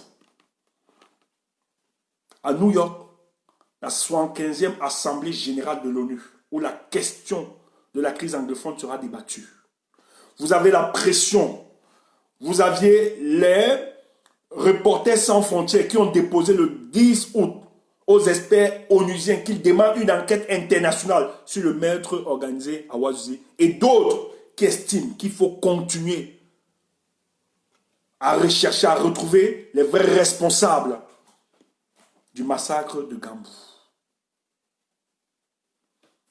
Aujourd'hui, l'État veut réussir à faire expliquer au monde entier qu'il s'agit des crimes. Il ne faut pas s'intéresser à la question des anglophones. Ce sont des terroristes. Et voilà donc comment donc ils réussissent à vouloir nous imposer cela. Et beaucoup tombent dans cette histoire. Même si je ne suis pas d'accord avec les théoriciens, les ambazoniens, de la méthodologie et de la démarche, ou bien de l'idéologie, mais les revendications premières, légitimes de la cause anglophone sont pour nous véritables. Et personne ne peut nous empêcher de nous sympathiser, d'être sympathique à cette cause-là. Personne.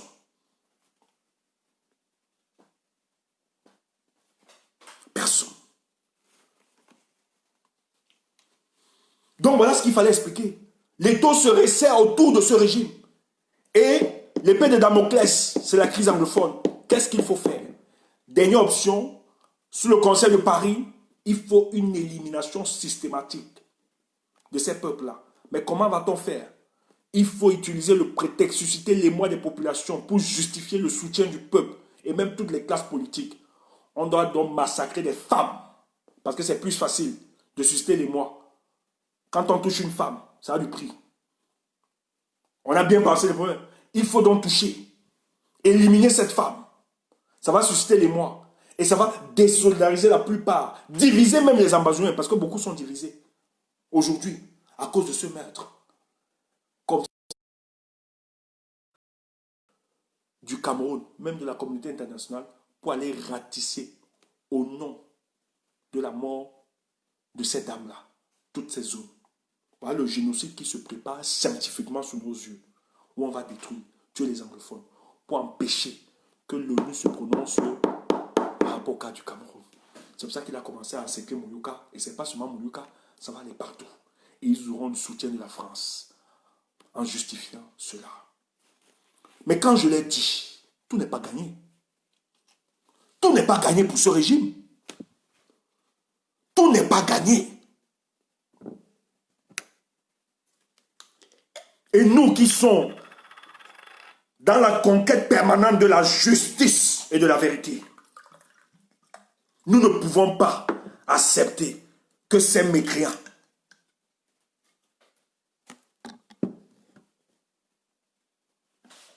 puissent s'en sortir sur la base de la perfidie, de la malhonnêteté et du banditisme. Comme ça, il y a toujours la solution.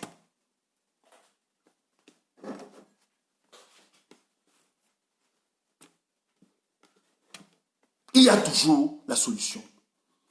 Et notre solution, elle est toujours pacifique. Il n'y a aucune arme plus forte que la non-violence. Opposée à la violence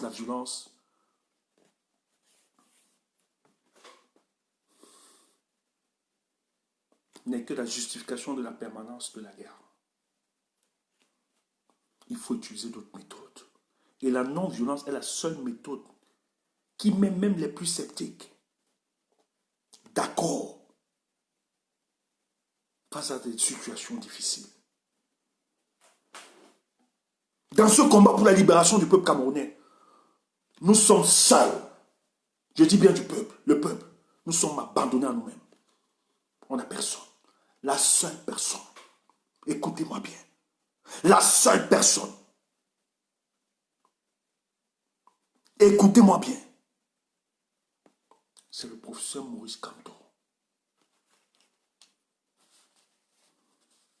qui a décidé. Peut-être il y a plusieurs, il y a d'autres. Mais permettez-moi de prendre. Parce que la personne de Maurice Kamto est la seule personne, et tous le savent,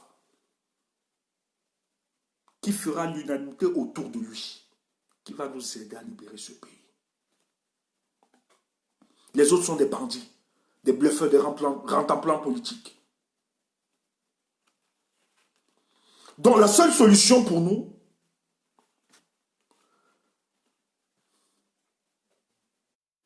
c'est de se préparer finalement à libérer le peuple camerounais. Il n'y a plus question d'attendre. La crise anglophone, la cessation de cette guerre,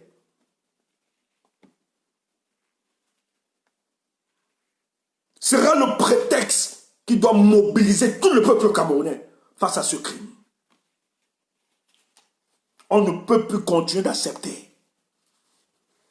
Au nom du maintien du régime de M. Paul Biya, qu'on tue tous nos frères dans le nord-ouest et le sud-ouest.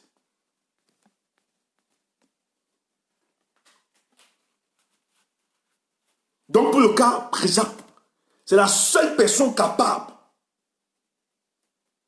de restaurer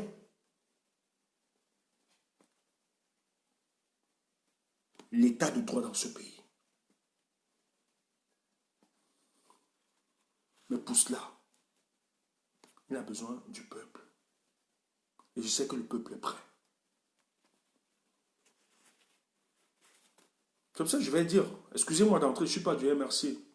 On a vu un communiqué, soit du responsable départemental, M. Lazare, qu'ils organisaient une sortie pour demain.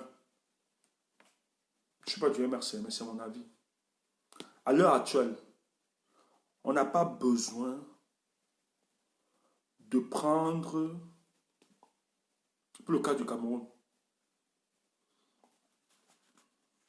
de mener des luttes solitaristes.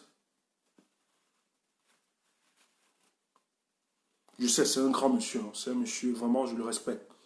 C'est un monsieur qui a beaucoup œuvré pour le MRC depuis le vie travail, je respecte. Mais c'est une imprudence sur le plan de la communication, même de votre part, de ceux de Douala 3e apparemment. regardez ce que vous faites. Vous demandez, vous faites une déclaration de manifestation. Vous êtes conscient qu'il y a la crise, la pandémie qui sévit. Parce que c'est les données qui ne vous échappent pas. Mais vous introduisez une démarche, une demande. Et la sous-préfecture dit non.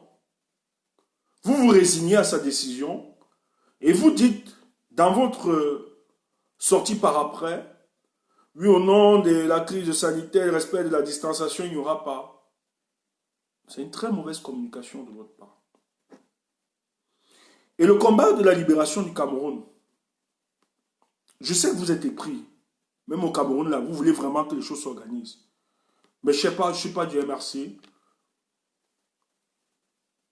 Mais c'est des questions hautement stratégiques qu'il est important de laisser la voix au directoire de se prononcer par rapport à ça. Et c'est la voix la plus crédible. Parce que je suis sûr que même à Douala, même si c'était Douala troisième à le faire, je ne suis même pas sûr que les autres viendraient vous soutenir. Et ça devait être peut-être quelques personnes à Douala troisième qui militent, parce que ça n'avait même pas d'écho, comme on le pense. Et les quelques personnes devaient être arrêtées, emprisonnées encore, ça devait encore donner notre travail aux avocats. Parce que vous êtes sortis, la quantité n'était vraiment pas considérable. En vous arrêtant là, ça vient nous fragiliser, ça vient fragiliser le combat, ça vient fragiliser la démarche. Donc, moi, ce que je vais dire, je ne suis pas, c'est juste un conseil, vraiment, je ne donne pas des injonctions. Peut-être vous ne, je ne sais pas, peut-être vous avez une communication interne, je suis sûr, mais notre stratégie aujourd'hui, pour nous qui nous disons, parce que ce que le Cameroun a souffert, c'est qu'il n'y a pas eu un leader charismatique légitime qui portait véritablement les aspirations du peuple camerounais. Ce que vous devez comprendre, le président Kanto, non seulement parce qu'il est président du MRC et qu'il a le soutien de tout le MRC, mais il faut comprendre qu'il y a des gens qui ne sont pas du MRC, mais qui le soutiennent, qui n'ont pas besoin, qui ne sont pas partisans, qui ne sont pas dans le MRC, mais le soutiennent beaucoup. N'attendent que son ordre pour se mobiliser autour de sa personne. Donc nous estimons que pour les démarches de revendication, laissez le directoire se prononcer, élaborer une bonne stratégie conséquente pour que ça ne joue pas contre nous. Parce qu'il y a beaucoup qui étaient très énervés aujourd'hui, etc. Et tout, mais qu'est-ce qui s'est passé? Comment vous êtes au courant que et après vous vous résignez par rapport à ça? Parce qu'ils ne pourront jamais vous donner. Nous, notre but, on va démarrer la prochaine stratégie là. Même si c'est qu'on doit dissoudre, on va déposer juste une déclaration de manifestation, mais ils ne vont pas nous empêcher. Même s'ils disent non, on doit affronter. C'est comme ça. De toute l'histoire de l'humanité des peuples, lorsqu'ils sont libérés, ils n'ont pas respecté les lois injustes. Et notre stratégie aujourd'hui, on est silencieux, mais notre silence n'est pas signe de faiblesse ou bien de lâcheté ou bien d'abandon du combat. Mais nous étudions les faiblesses de ce régime. Et nous apporterons la meilleure des stratégies pour libérer ce pays. Et c'est pour ça que j'ose croire, je dis, que la bataille qui va se préparer au Cameroun pour la libération de ce pays va être une bataille qui fera cas d'école pour d'autres nations. Croyez-moi. Et soyez-en sûrs par rapport à ça. Je suis tellement optimiste. Je ne peux pas dire le contraire. Et il est le seul. Actuellement, le peuple est prêt. Il est conscient, il le sait, il le savent, avec tout son staff. Mais maintenant, ils sont en train de travailler tous les contours. Que ce soit la diplomatie, les médias, tous les contours possibles pour mettre en difficulté ce régime. Un régime ne peut pas faire 38 ans.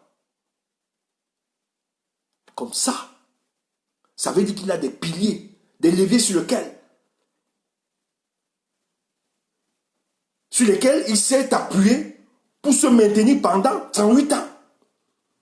Donc il faut casser ces piliers pour faire avancer. C'est pour ça que la stratégie travaillée par ce monsieur avance, tranquillement. C'est pour ça que je le dis, armons-nous de la vertu de la patience. Ça ne sert à rien d'aller dans la précipitation et se fracasser le nez. Non. Nous ne sommes pas de ceux qui vont nous précipiter pour aller nous fracasser le nez. Nous sommes de ceux qui estimons, lorsque le déclic va être enclenché, ce sera la libération totale du Cameroun, tant sur le plan national, mais sur l'extraversion de l'économie de notre pays par la mère patrie assassine qu'est le bleu, blanc, rouge. Donc calmez-vous. Ils savent. Écoutez, pour chasser une dictature à la tête d'un pays, ce n'est pas le BIC. Le procès, comme tu le sais, ce n'est pas seulement le BIC, ce n'est pas porter plainte, déposer. Non. Tout ce qu'il fait là est procédural. Tout ce qu'il a fait. Il devait avoir une posture, donc institutionnelle. C'est pour ça qu'il fallait rédiger tout ça. Il sait que c'est la procédure, il est conscient que ça ne peut pas aboutir. C'est les salades de café de commerce. Mais ça doit précéder l'une des stratégies. Parce qu'il faut mettre en contradiction ceux qui nous observent. Parce que si vous venez épuiser le joker, on va vous dire comment vous voulez brûler les étapes. Mais pour cela, on ne brûle pas les étapes. Il faut traverser chaque étape. Et ce type, il fallait qu'il réunisse. Il monte des étapes. Il monte. Il démontre. C'est pour ça que le juge, ça va déclencher. Même ceux, parce que ceux de Yaoundé, c'est qu'ils ne connaissent pas de la France. La France est dans une duplicité congénitale. Le jour où ça va basculer, Macron qui fuit de prendre position là, il va changer son discours. Quand ça va changer, je salue le peuple camerounais. Le gars qui soutient, il soutient. Il soutient pour bien son régime là. Mais le jour où ça va basculer, nous saluons le peuple camerounais. On appelle ça repositionnement géopolitique. En fonction de ses intérêts. Les gars seront obligés. Lorsqu'on va changer la tendance, ils seront obligés de refaire leur image. Sur le plan, c'est un repositionnement géostratégique. Et c'est comme ça. Les blancs, c'est le business. C'est en Afrique que vous êtes inconscient de cette histoire. Ils le soutiennent, ils veulent le sauver. Mais ils savent qu'ils ne sont pas Dieu pour le Cameroun. Ils savent que le peuple camerounais a la clé, a des solutions. Donc si on se décide, attends, au Burkina Faso, est-ce que vous savez que ces gars, la France a tout fait pour maintenir Compaoré, parce que c'était l'homme. Compaoré, c'était l'homme de la France. C'est lui qui a permis à la France d'utiliser toute la sous-région comme base arrière pour déstabiliser tous les pays. Donc il ne fallait pas le laisser passer comme ça. Mais face à la détermination du peuple, la France a changé son discours. Tout ce qu'ils ont fait à Compaoré, ils ont dit, ok, on va te protéger, on va protéger ton intégrité physique. C'est tout ce que nous allons faire. Et quand ils ont protégé Compaoré, tous les gars qui tuaient les gens, ils ont abandonné les gars là-bas. Hein. Compaoré a été sauvé, lui et sa famille. Mais on a abandonné tout le reste. Et derrière, ils ont livré le frère de Compaoré à Kaboré. Vous comprenez la politique là? Des fois, c'est idiot. Dans le jour que le peuple camerounais, face à notre détermination, la même France va dire, je salue le courage et la détermination du peuple camerounais. Pas parce qu'il nous aime, mais parce que les événements et la situation leur demandent vite d'avoir un repositionnement géopolitique pour ne pas tuer leurs accords. Ils sont obligés de le lâcher. Et c'est pour ça, quand vous êtes conscient que ce n'est pas les écrits, c'est pas... Il sait très bien que le moment viendra pour l'affrontement face à ce régime. Et c'est une construction, mes frères. On sort de loin. Bien utilise toutes les stratégies. Aujourd'hui, c'est le tribalisme. Il y a un repli identité incroyable au Cameroun. Un repli identité incroyable. Le Cameroun n'est plus un État. Tout ceci, c'est que Paul Biya veut se maintenir à la tête du Cameroun. Maintenant, il surfe sur le tribalisme. Son régime, pardon. Les gars surfent sur le tribalisme pour se maintenir. Parce qu'ils savent qu'ils sont fragilisés. Ils utilisent toutes les stratégies. à démocratique pour se maintenir au pouvoir. Parce qu'ils savent qu'ils sont fragilisés. Il faut être conscient de ça. Ceux qui disent que le peuple est amorphe, ou bien machin, etc., c'est votre problème. Peut-être c'est votre peuple là qu'on vous fait voir. C'est le peuple là que c'est le peuple amorphe qu'on vous filme, qu'on vous fait voir, qui sont à l'aise. Aucun peuple ne peut dormir, être en accord avec une dictature plus de 38 ans. Tous les Camerounais souffrent. Même dans la maison de Pobia, tous souffrent.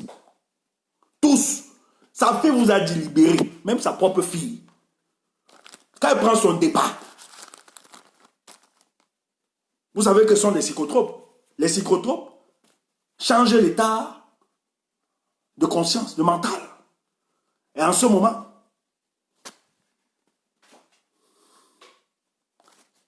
certains spécialistes nous disent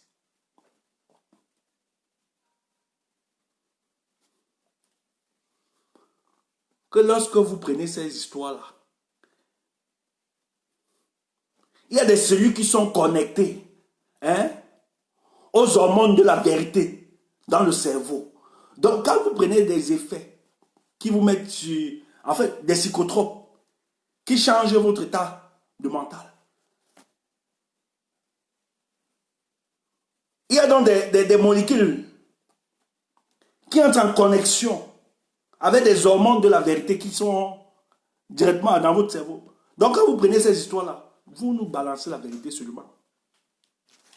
On est obligé à un moment de vous supplier quand vous balancez une sur vos Snapchat, une, deux, trois vérités. On est obligé de vous prendre, de vous dire, bon, qu'est-ce qu'on peut faire? On vous donne l'argent, on vous lance à l'extérieur, va te balader. Alors, comme tu aimes ça, comme ça ne nous dérange pas. Nous, on continue avec notre business. Surtout qu'elle dit qu'elle avait une quatrième chose. Elle voulait nous dire, mais les gars ont su que c'est temps de dire, ils sont cuits. Parce qu'elle dit, il y a un quatrième, tu veux vous dire, c'est la mort de son père. Les gars ont compris que c'est fini. Qu'est-ce qu'on fait? Il faut aller donner l'argent. Qu'elle ouvre son salon de coiffure. La fille présidente. C'est ça, non? Elle fait dans le salon de coiffure.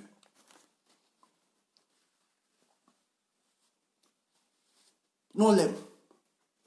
C'est notre part de noces que Dieu a donné dans la maison. C'est notre révolutionnaire.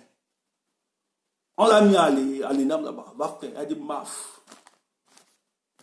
Ça ne me concerne pas. Et elle dit que bientôt, elle va chanter. Elle sera en futur. Avec certains stars. Quand elle prend le débat, elle nous donne les informations. C'est pour ça qu'il faut qu'on laisse. Qu'elle prenne.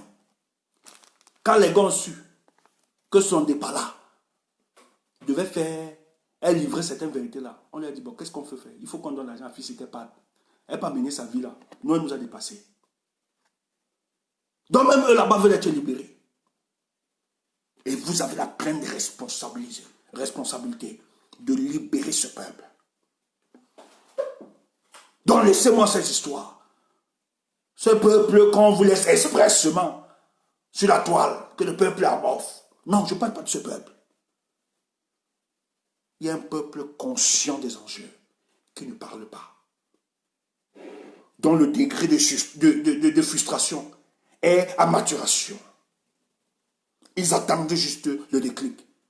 Et quand je parle du peuple, ce n'est pas 27 millions de Camerounais. Dans toute l'histoire de l'humanité.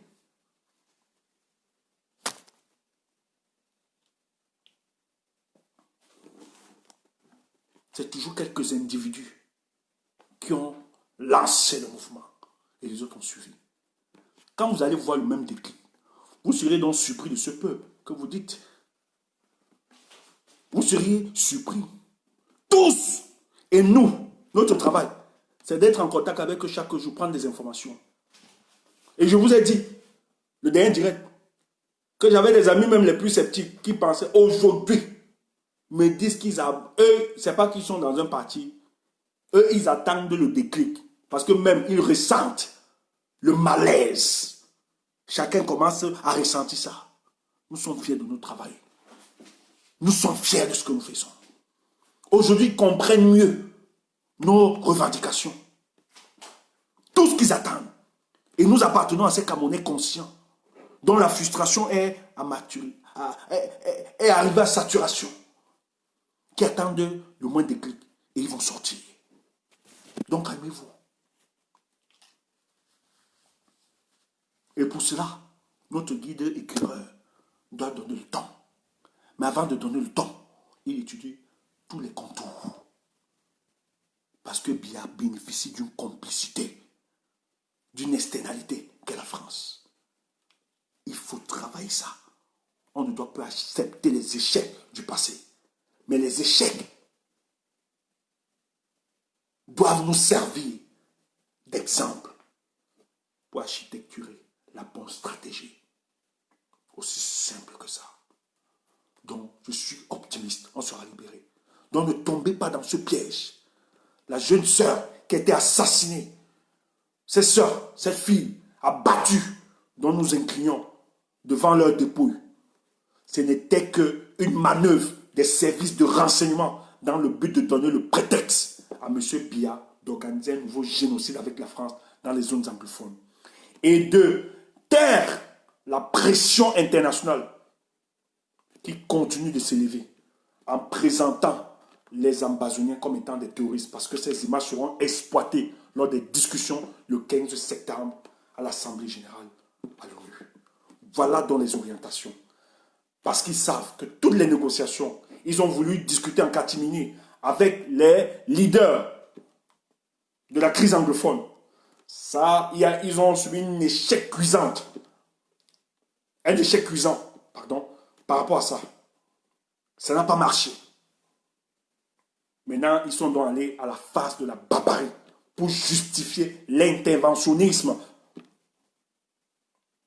de la France et Yaoundé dans les zones anglophones.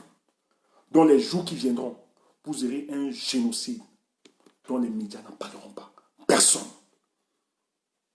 Un génocide sur enclos où personne ne pourra en parler.